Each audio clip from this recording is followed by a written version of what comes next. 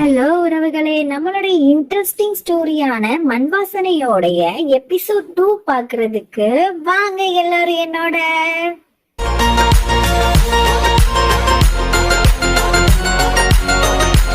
இங்க நம்ம ஆனந்த் என்ன பண்ணிக்கிட்டு இருக்கானா, நம்மளுடைய ஜெகதீஷ் திட்டினா இல்லையா இதுக்கு முன்னாலெல்லாம், அதையெல்லாம் நினைச்சு ரொம்ப கண் கலங்கி அவன் வாயை மூடி அழுதுகிட்டு இருக்காங்க, யாருக்குமே கேட்காம.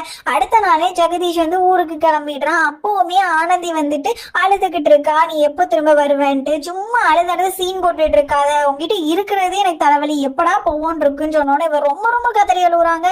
அடுத்த நாள் ஆனந்தி என்ன பண்றான்னா, சரி நமக்கு தான் சரியில்லை வாழ்க்கைன்னு சொல்லிட்டு அவளோட பெரிய மாமாவும் மாமியாரையும் கூட்டிட்டு போய் போட்டோ எல்லாம் எடுக்க வச்சு சந்தோஷப்படுறான்.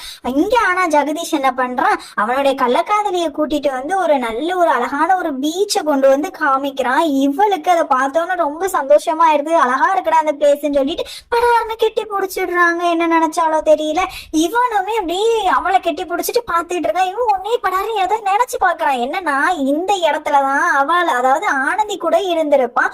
அதெல்லாம் நினைச்சு இவனுக்கு உடனே பயம் உடனே இவனை விட்டு தள்ளி போயிடுறான். இங்க அடுத்த நாள் எல்லாருமே டூருக்கு போய்கிட்டு இருப்பாங்க. ஆனா ஜெகதீஷ் மட்டும் போக மாட்டான். எதனாலன்னா நம்ம கௌரி போகாம இருந்திருப்பா, அதனாலதான் அவங்க அப்பா வந்திருப்பாங்கன்ட்டு. ஆனா அவ அப்பவுமே இவங்க 2 பேரும் ஜாலியா இருந்தது சந்தோஷமா இருந்ததுதான் நினைச்சிட்டு இருக்கா. ஆனா வெளியில இவங்க கோவிலுக்கு போலான்னு சொல்லிட்டு போய்கிட்டு இருக்காங்க. அதோட அப்போ இவன் பேசுறான். அப்ப இவ சொல்றா, யாராவது பாத்துட்டாங்கன்னா பிரச்சனையா இருந்து ஜெகதீஷ், நீ கொஞ்சம் தள்ளியே வா அப்படின்னு சொல்லிட்டு, இப்ப நீ பக்கத்துல வரலன்னா நான் செத்துருவேன் அப்படின்ற மாதிரி சொல்றேன். இவ நீ பைத்தியமா சும்மா விளாண்டுட்டு இருக்காது அப்படின்னு சொன்னோட இவன் என்ன பண்றான், ஒரு மலைக்கு கீழே போய் நின்றுட்டு விழு போறேன் அப்படின்னு சொல்லி விழுந்துடுறாங்க. ஏதோ பாஞ்சி ஐயோ ஜகு ஜகுன்னு கத்துறா கதறுறா, ஒரு சவுண்டும் இல்ல. இவ உடனே சொல்றா, நீ இல்லாம ஒரு வாழ்க்கையை நான் வாழ முடியாதுன்ற மாதிரி சொன்னாலும் ஒரு கை அவளை தொடுது. யாருன்னு பார்த்தா நம்ம ஜெகதீஷ் தான். விளாண்டேன் அப்படின்னு சொன்னா இவருக்குலாம் நீ என்கிட்ட விளாடான்னு சொல்லி கெட்டி பிடிச்சுக்கிறாங்க. இங்க நம்ம ஜெகதீஷ் என்ன பண்ணிட்டு இருக்கானோ அதோட அவளுடைய அதாவது ஆனந்தி போட்டோ வச்சு பாத்துக்கிட்டு இருக்கான். ஆனா அவளுக்கு கௌரியோட ஞாபகம் தாங்க இப்பெல்லாம் வருது. இவன் உடனே வெளியில என்ன கடவுளே என்னை இப்படி பாடா படுத்துற அப்படின்ற மாதிரி கதறி அழுகுறான்.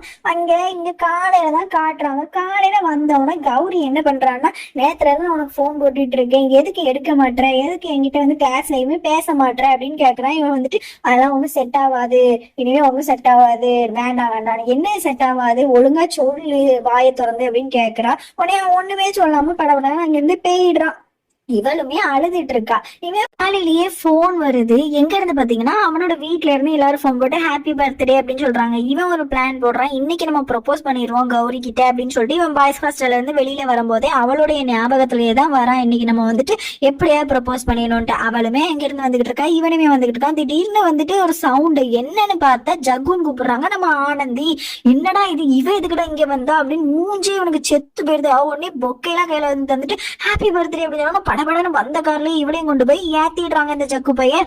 அவன் அங்க இருந்து வந்துகிட்டு இருக்கிறத பார்த்த உடனே நம்மளோட சைட் மிரர் இருக்குல்ல கார்ல, அதையெல்லாம் இவன் க்ளோஸ் பண்றான். ஐயோ இவ நம்மளை பாத்துருவாளான்னு சொல்லிட்டு படபடபடன்னு சுத்துறான்.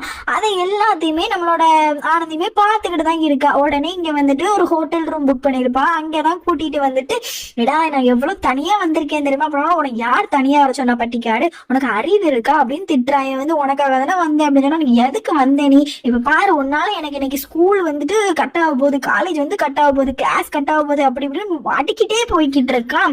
உடனே இங்க கௌரி போன் போட்டவன மட்டும் நல்லா கொஞ்சம் பேசிக்கிட்டு இருக்காங்க. உடனே இவளுமே பாத்துக்கிட்டு இருக்கா இது எல்லாத்தையுமே. உடனே டிவி ரிமோட்லாம் கையில கொடுத்துட்டு, இந்த ரூம்ல நீ என்ன பண்ணுவியோ பண்ணிக்கோ, எனக்கு காலேஜ் இருக்கு நான் போறேன் அப்படின்ற மாதிரி சொல்லிட்டு மூஞ்சில் அடிச்சாப்புல போயிருந்தான். இவளுக்கு ஏன்டா இங்க வந்தோம் அப்படின்ற மாதிரி நினைச்சிட்டு கதறாம உடனே இவனுக்காக கேக்லாம் வாங்க போறாங்க. எவ்வளவு நல்லவளா இருக்கான்னு பாருங்களேன்.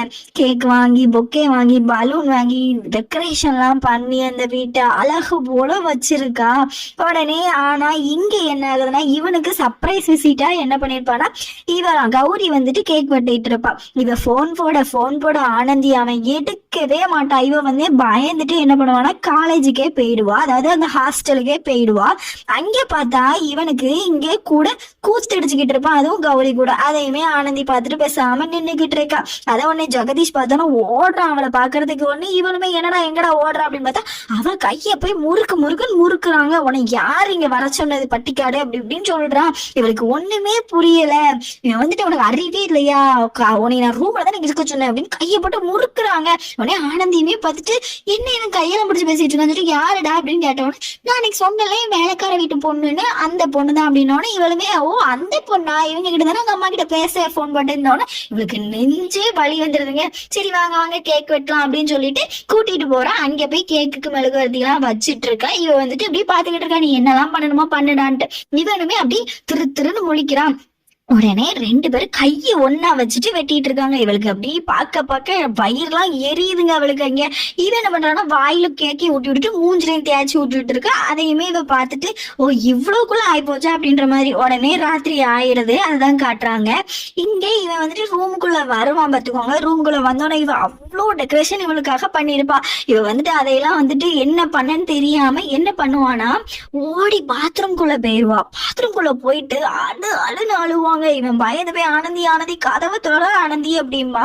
ஆனா அவளோ நான் ஏன் தான் இங்க வந்தேன், உனக்கு ஏன்டா கல்யாணம் பண்ண அப்படின்னு சொல்லி அழுன்னு அழுதுட்டு வெளியில வந்து அவ யாரு உனக்கு இப்படி மூஞ்சில கேக்கு பூசுறாங்க, ஊட்டி விடுறாங்க, எல்லாமே பண்றாங்க, நான் இதெல்லாம் பண்ண வேண்டிய இடத்துல எவ்வளவு பண்ணிக்கிட்டு இருக்கா அப்படின்ற மாதிரி சொல்லிட்டு காலையிலேயே கிளம்பி அவன்கிட்டையும் சொல்லாம பேகையெல்லாம் எடுத்துட்டு அங்கேயே வச்சுட்டு அவன் பேகை விட்டுட்டு இவன் கிளம்பிடுறா. இவன் பாத்ரூம்லவா போய் தேடுறான். அவ இல்ல, ஆனா அவ கேக்க வாங்கி கொடுத்துருப்பா பாத்தீங்களா, அது மட்டும் இருக்கு. அதெல்லாம் பார்த்து இவன் ரொம்ப கஷ்டப்படுறாங்க.